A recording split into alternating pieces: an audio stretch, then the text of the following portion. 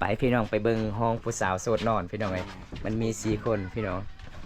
อันนี้บ่ห้องนอนเจ้าบ่สาวละคันมีผู้บ่าวไปล่มนี่ต้องเคาะประตูบ่แม่อันนี้จะเป็นห้องลาเนาะพังเด้อพี่น้องเวลาไปเล่นน้องลาต้องเคาะน้องลาเปิดประตูนี่เด้ออายมาแล้วนี่พี่น้องอัปเดตห้องนอนผู้สาวโสดพี่น้องอันนี้ละประหม4คนนอนนำกันน้องลาจะนอนอยู่ไสจ้ะอยู่นี่ห้องเดียวมี4คนนอนเนาะโอ้คันเวลาผู้บ่าวไปล่มนี่หลายๆคนต้องลุกแบบนี้เลยบ่แม่เพราะว่าคันผู้บ่าวไปล่มนี่ผู้สาวอยู่ฝั่งนั้นผู้ชายต้องอยู่ฝั่งนี้ผู้บ่าวที่ลักโทรศัพท์ผู้สาวนี่หลังจากที่เขาไปเล่นแล้วผู้สาวนอนนี่เขาลักเอาเลยไอ้พ่อไอ้แม่จะบ่ให้บ่ผู้บ่าวเข้าห้องเล่นกลางคืนเขาบ่ได้ให้มันเป็นเหตุเนาะคันเฮาไปล่มผู้บ่าวอยู่ตารางไอ้พ่อแม่ให้เวลาผู้บ่าวไปล่มนี่เฮาต้องเข้าห้องเฮาต้องอยู่ผู้สาวต้องอยู่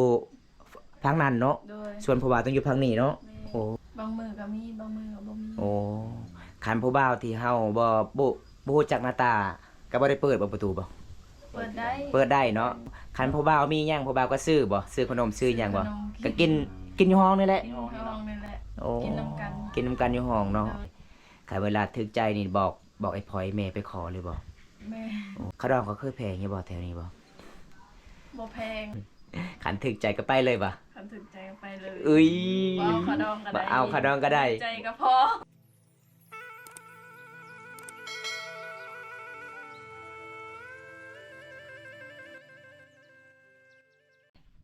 สบายดีเด้อสบายดีมื้อนี้อยู่เฮือนคือเก่าเนาะแต่งตัวงามน้องสิไปใส่เนาะบ่ได้ไปใส่อยู่เฮือนอยู่ศาลบ่โอ้พี่น้องเอ้ยอันนี้จะเป็นเฮือนขัวของน้องพี่น้องบอนสาวลานึ่งข้าวเฮ็ดกินบรรยากาศยามแรงๆสาวลาสาวเผามังกรพี่น้องสาวสีดาไปใส่มื้อนี้ไปกวนมันโอ้ยังจักมื้ออีกน้องลาสิไปหาหน่อไม้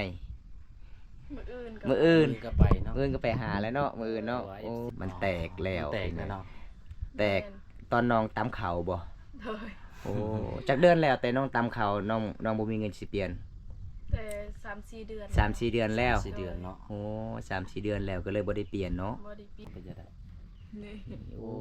พี่น้องมาแตกลายดีเด้อแตกหลายอีหลีนี่เบิ่งนี่นะคันผู้สาวนี่หลายคนนี่บางคนก็เขาไปอยากจับเลยเนาะแบบมันลิ้นยากเนาะน้องแต่สาวลาเนี่ยพยายามลิ้นใดพี่น้องพยายามลิ้นคอยลิ้นไปนั่นล่ะเวลามันหอมมันก็ค้างเลยลิ้นบ่ได้เลยสัมผัสบ่ได้ให้น้องลาเพราะว่า FC ก็เป็นห่วงหลายๆก็เลย FC ฝากนำบ่าวงให้บ่าววงไปมอบให้น้องแปลงหน้าจอโทรศัพท์เด้อโอ้ FC มาจากประเทศใดมาจากฝั่งไทยเนาะเพราะว่าเพิ่นก็เป็นห่วงน้องลาหลายบ่เพิ่นเห็นคลิปน้องลาว่าหน้าจอแตกเนาะเพิ่นก็เลยมาฝากเงินนำบ่าววงบ่โอ้ไกด์ FC บ่าวตาหั่นแหละมาแต่ว่าบ่าวตากับค่าเวียกก็เขาเจ้าก็เลยมาฝากให้นำบ่าวงโอ้โดยขอบใจหลายๆขอบใจหลายเลยเด้อพี่น้องเอาก็สิว่าให้น้องลาเลยเนาะแม่นดีใจบ่ดีใจนับเป็นบ่น้องลาเท่าใดใบยังนี่ใบ 2,000 บ่ใบแสน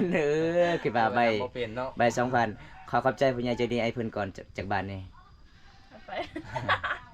ขอบใจนบเลยขอบใจอายจากพังไทยอายจากพันไทยฟังไทยขอให้ดีมีแฮงขอให้อยู่ดีมีแฮงขอให้ร่ำให้รวยเด้อตอนนี้น้องได้เปลี่ยนหน้าจอแล้วตอนนี้น้องได้เปลี่ยนหน้าจอแล้วดีใจจักเปอร์เซ็นต์น้อง 100%เขาขอบใจไอเฟิร์นอีกแน่ขอบใจบ่าวงเด้อนี่เฟิร์นนับถือเป็นระเบียบเรียบร้อยพี่น้องน้องลาน่าฮักหลายพี่น้องเอ้ยบัดนี้น้องลาก็สิได้แปลงหน้าจอแล้วเนาะโดยได้แปลงแล้วสิได้ลิ้นแบบม้วนบัดนี้เนาะสิบ่ได้ข้างแสดงว่าบ่ได้ออนมื้อนั้นแสดงว่ามื้อนั้นเน็ตเบิดเนาะปกติน้องออนก็ออนตลอดลิ้นบ่ได้ก็มีเนาะเพราะว่าหน้าจอมันแตกมันค้างเนาะโอ้ขอให้อยู่ดีมีแฮงขอให้ร่ำให้รวยนะ อยู่ไสว่าได้ยินข่าวๆว่าผู้สาวนอนอยู่เฮือนน้องมันมี4คนมันมีอีหลีบ่ มี4 คน 4คนแต่ผ้าห่มบ่มี บ่มี ผ้าห่มบ่มีจังได้ น อ้า อน ย นำกัน4คนพอบ่มี อ้ายคอไปเบิ่งได้บ่ได้เนาะ ไป ไปเบิ่งได้บ่เนาะ ไปเข้าไปเบิ่งไปพี่น้องไปเบิ่งห้องผู้สาวโสดนอนพี่น้องเอ้ยมันมี4คนพี่น้อง หมู่บ้านเฮาก็นอนนํกันเลย เออ ชาวโสดนี่นะ อันนี้บ่ห้องนอนเจ้าบ่สาวหลา แม่น เออเพราะว่าคันมีผู้บ่าวไปล่มนี่ต้องเคาะประตูบ่ แม่น เออคันบ่ อันนี้เด้อันนี้ห้องไผนี่นะ อันนี้ห้อง อ้าย ห้องอ้ายเออ จะนอนติดกันแล้วเนาะ เอออันนี้จะเป็นห้องหลาเนาะ โดย พังเด้อพี่น้องเวลาไปเล่นน้องหลาต้องเคาะ แม่ น้องลาเปิดประตูนี่เด้ออายมาแล้ว นี่พี่น้อง เพราะว่ามันก็มีล็อก แม่น้องลาเข้าได้บ่น้องลา เข้าได้บ่ โอ้นี่ญาติก็เด้อพี่น้องอย่าว่ากันเด้อครับ เพราะว่าบอมตาก็อัปเดตห้องนอนผู้สาวโสดพี่น้องโอ้ยพี่น้องอันนี้ละประหม4คนนอนนำกัน แม่น โอ้ นอนจังไดเนาะ นอนจังไดคือได้4คนคือนอนนำกันฮะ บางคนก็ บ่มีผมก็มี ก็มี เออพี่น้อง ญาติกัน น้องลาจะนอนอยู่ไสจ้ะ พี่น้องเลย นอนอยู่พุ่น อยู่นี่ โดย ส่วนน้องเด้ 4คน น้องอยู่นี่ อันนี้จะเป็นโมเอกอันนี้เป็นน้องโม แม่น โอ้พอดีห้องเดียวมีสุคนนอนเนาะโอ้พี่น้องเอ้ย ก็กว้างเติบ มีแต่ผ้าห่มพื้นหนึงเนาะโอ้พี่น้องเอ้ยคันเวลาผู้บ่าวไปล่มนี่หลายๆคนต้องลุกแบบนี้เลยบ่ แม่น เออเพราะว่าคันผู้บ่าวไปล่มนี่ผู้สาวอยู่ฝั่งนั้น แม่น ผู้หญิงอันนั้นผู้ชายต้องอยู่ฝั่งนี้เออพี่น้องเอ้ยวิธีล้มผู้สาวในเขตนี้พี่น้อง เนาะ เขาห้องได้เมื่อนี้ก็ ได้ อนุญาตเขาห้องซาวลาเพราะว่าเพื่อนห้องซาวลาก็บ่มีพรมมาเลยพี่น้องคิดว่าซาวลาขี้ตัวเด้มันมีแต่พื้นเดียวนอนนำกัน4คนพี่น้องเอ้ยอันนี้เวลาอยากนอนนี่สากโทรศัพท์อยู่นี่เลยเนาะ แม่นจ้ะ โอ้บ่ซาวลาอัน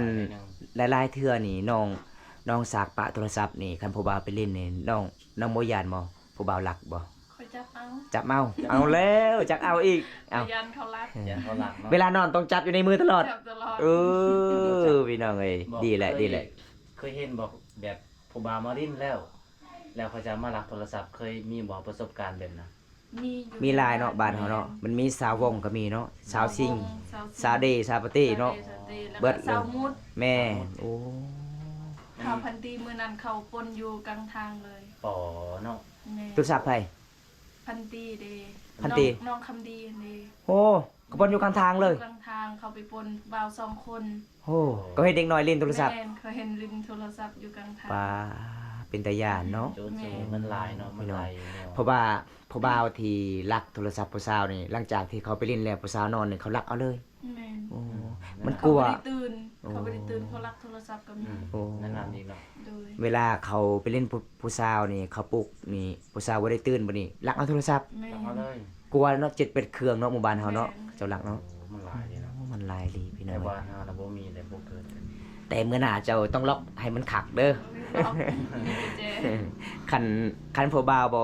บ่ชื่อหน้าบ่ชื่อตาบ่ต้องเปิดโลด แม่ มีแต่ผู้บ่าวชื่อหน้าชื่อตาเปิดใดเข้าห้องมาเล่นใดพี่น้องเอ้ยอันนี้จะเป็นห้องนอนผู้สาวโสดเห็นบ่ผู้สาวนอนนํกัน4คนเนาะอยู่นี่เนาะโอ้อันนี้จะเป็นทรงเสื้อน้องหลาบ่ แม่ โอ้ประมาณ2นี้พี่น้องเอ้ยเห็นบ่เป็นน่าสงสารเลยน้องหลาพี่น้อง จักพื้นน่ะ2-3พื้นเนาะ 2-3ผืนบ่หลายปานใดพี่น้อง ใช่ ใส่อันหนึง อันหนึงเขาลักไปแล้ว บ่าวรักไว้แล้ว บ่เห็น โอ้ เห็นแล้ว คือจะเป็นแบบนี้นะพี่น้องมอนกะ ผู้สาว4คนก็คือมอน4อัน กับ4อัน เออ มันแปลกตายเลยแบบชนเผ่าเฮาก็คือหมู่บ้าน บ่ซะล่ะ โดย ไอ้พ่อไอ้แม่เจ้าบ่ให้บ่ผู้บ่าวเข้าห้องเล่นกลางคืน เขาบ่ได้ให้ เขาบ่ได้ให้ มันเป็นฮีต มันเป็นเหตุเนาะ โดย คันเฮาไปลมผู้บ่าวอยู่ตารางไอ้พ่อไอ้แม่ให้อีก ให้ โอ้ยันเฮาไปกับผู้บ่าว ยัน เนาะ เขาไปกับผู้บ่าว คันเวลาผู้บ่าวไปล่มนี่เฮาต้องเข้าห้องเฮาต้องอยู่ผู้สาวต้องอยู่ทางนั้นเนาะ โดย ส่วนผู้บ่าวต้องอยู่ทางนี้เนาะ แม่ โอ้พี่น้องเอ้ยเพราะว่าไอ้พ่อไอ้แม่บ่ให้ลมผู้บ่าวอยู่ตารางเฮือนเนาะ บ่ ต้องอยู่ในห้อง โดย โอ้พี่น้องมันเป็นตามประเพณีสาวลาวเขตนี่พี่น้องเอ้ยผู้บ่าวไปเล่นนี่ บางมื้อบางทีเขาไปเล่นบางมื้อบ่มีบ่ผู้บ่าวไปเล่นบ่ บางมือก็มีบางมือก็บ่มี โอ้คันผู้บ่าวที่เฮาบ่ฮู้จักหน้าตาก็บ่ได้เปิดบ่ประตูบ่ เปิดได้ เปิดได้เนาะแค่ลมประมาณ2ชั่วโมง 2-3 ชั่วโมง 2-3 ชั่วโมงเนาะโอ้คันผู้บ่าวมีหยังผู้บ่าวก็ซื้อบ่ซื้อขนมซื้อหยังบ่ก็กินอยู่ห้องนี่แหละ ห้องนี่แหละ โอ้ กินนำกัน กินนำกันอยู่ห้องเนาะ ได้ โอ้ ถ้า พี่น้อง บ่กินดี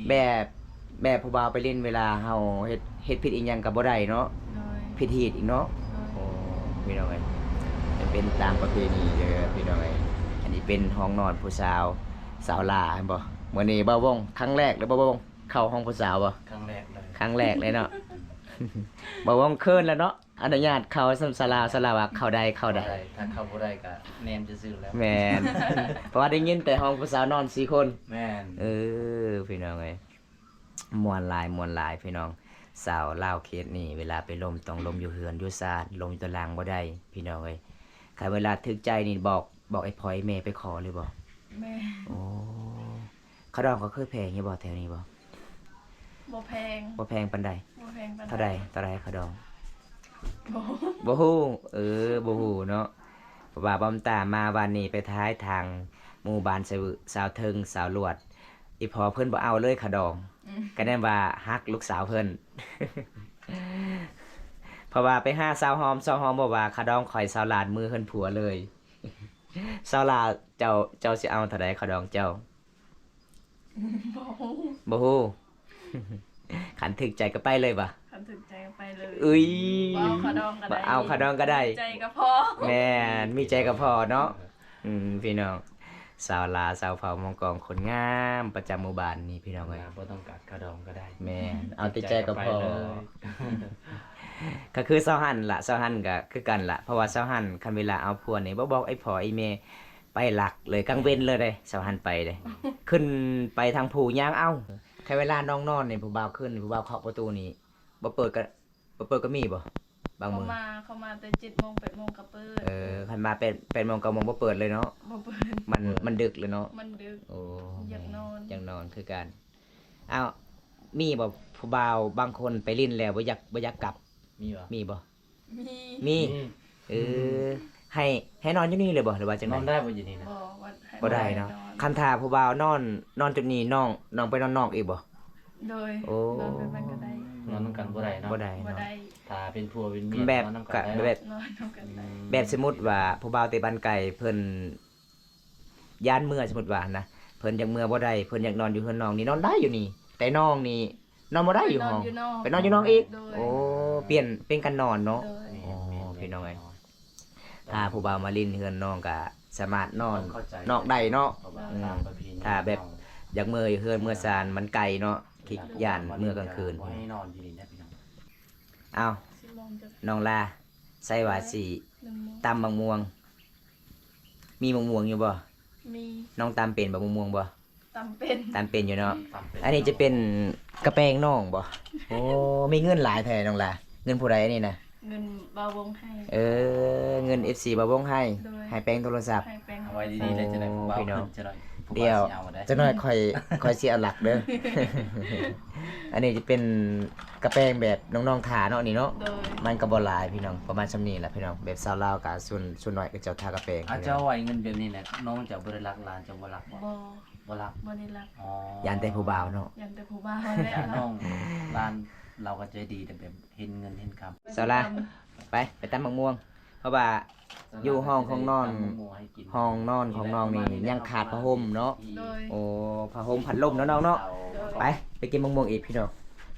อัปเดตเข้าห้องสาวโสดกะประมาณซำนี้ล่ะพี่น้องสาวลากะเพิ่นว่าเขาใดพี่น้องก็เลย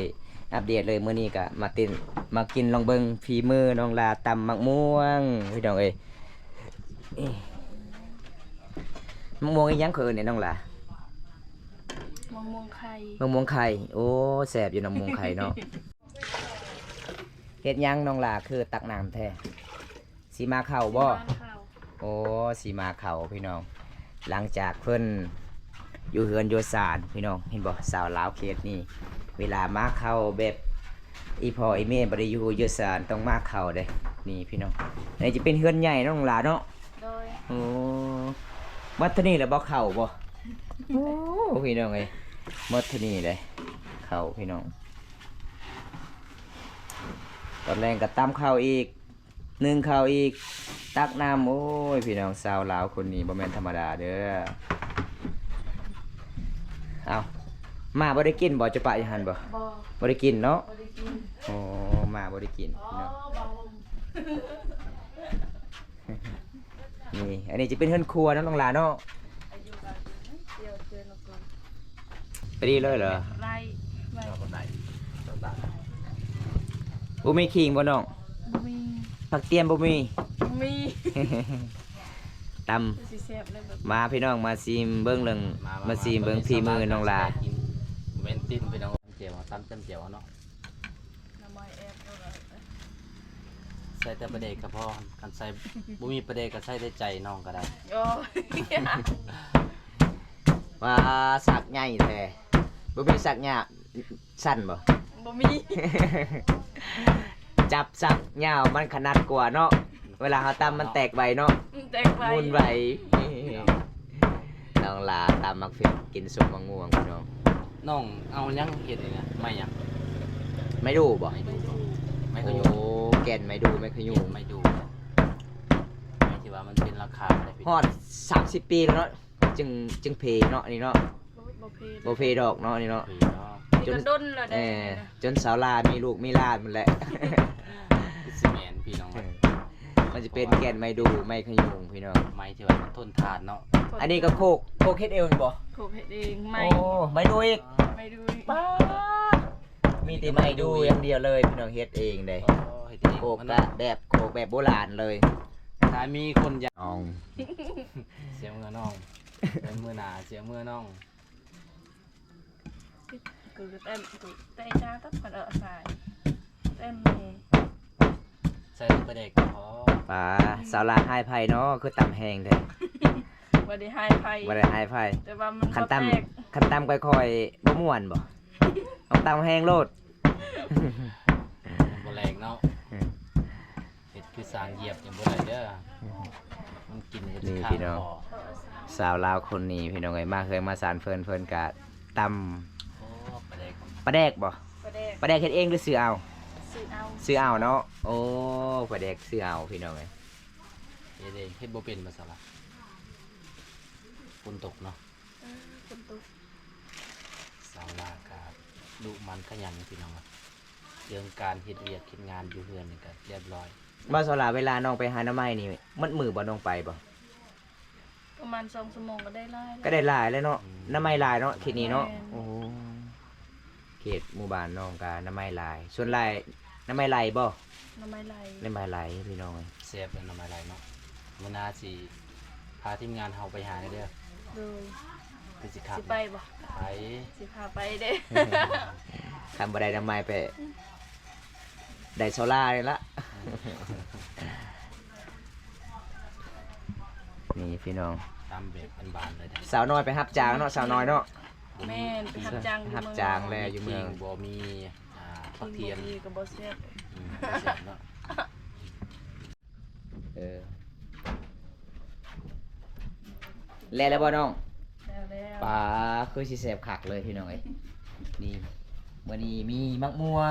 วงไข่บ่ แม่น นี่น้องม่วงพี่น้องเนาะ มาสาวล่ะเอิ้น FC กินส้มน้ำกันเด้อ กินชมนำกันเด้อพี่น้อง อืมส้มอีหยังอันนี้นะ มะม่วงค่ะ มะม่วงไข่ภาษาบางกองเอิ้นว่า เหยาะมะม่วง หยังมะม่วงหยังมะม่วง กินก็คือจ่าเนาะ จ้า จ่าเหยาะก็คือกินส้มเด้อพี่น้อง จ้าเหยาะมะม่วงเด้อ มื้อนี้มีสาวลามาตำมะม่วงอีกพี่น้องเอ้ยแล้วก็มีน้ำเย็นๆอันนี้จะเป็นน้ำสางบ่แม่นน้ำปลาขยองบ่แม่นเนาะ บ่แม่น นำแบบน้องไปตักเองเนาะ ตักเอ โอ้ ง แบบธรรมศาสตร์ถามผู้บ่าวลาวมาเฮือนซ่านน้องแบบผู้บ่าวลาวผู้บ่าวไทยผู้บ่าวลาวบ่อยากกินน้ำสางน้องสิเอาน้ำอยู่ไส บ่ฮู้แล้ว บ่ฮู้เลยเนาะต้มเอาเลยเนาะ เดี๋ยวมา ต้มเอาคันเขาบ่กินน้ำคือเขากินก็ต้มเอาอีกเนาะเนาะ บ่จือ บ่จื้อ เอาแล้วภาษาตัวเองบ่จื้อเลยบัดนี้ เอาหมอเลย ส้มขึ้นเหยาะแม่นบ่ เหยาะ เหยาะลึส้มแหง เหยาะ ส้มแหงเนาะ เหนียวลืม เหยาะลือ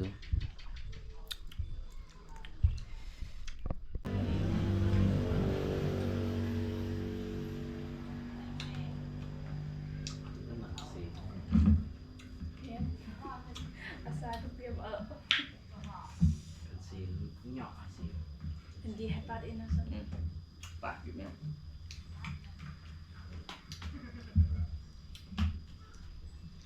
เก่งน้องใหม่ก็เก่งเลยเมื่อหน้ากาสิพา FC หลายๆคนซิมพี่มือน้องลาเก่งน้องใหม่พี่น้องมื้อนี้จุดเบิดชุดหนึงแล้วเฮามาต่อเป็นชุดที่สองพี่น้องเพิ่นเฮ็ดเป็นพี่น้องให้แซ่บหลาย ม่วงส้มก็กลายเป็นหวานนะ แมน ผู้สาวงามมาตามให้กินเนี่ย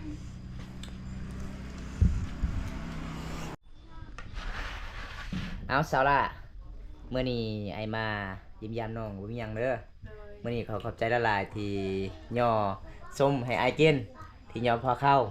มื้อนี้ก็น้องสิไปใส่ สิไปหับร้าน ไปหับร้าน ร้านอยู่นา อยู่หน้าเป็นหยังร้าน เราจะตีน โอ้เจ็บตีนเป็นไข้แน่บ่ โดย โอ้ร้านประมาณจักปีน้อง ประมาณ2-3 ปีนี่ 2-3 ปีนี่แล้ว โดย โอ้พี่น้องเอ้ยเพราะว่าร่างก็ยังเด็กน้อยเนาะ โดย ออกแดดก็เลยเป็นไข้เพราะว่าน้องลาพี่น้องเอ้ยนุ่งทรงก็งามนุ่งสินก็งามเด้น้องลาสาวเผาวังกอกมื้อนี้